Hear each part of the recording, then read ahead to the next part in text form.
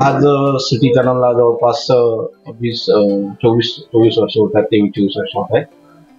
या दरम्यान जी काही सेवा मिळाली त्या सेवेबद्दल जर बोलायचं झालं तर आमच्याकडून तर आम्ही ऑपरेटर म्हणून सगळ्यात चांगली सेवा देण्याचा प्रयत्न केलेला आहे. बरोबर.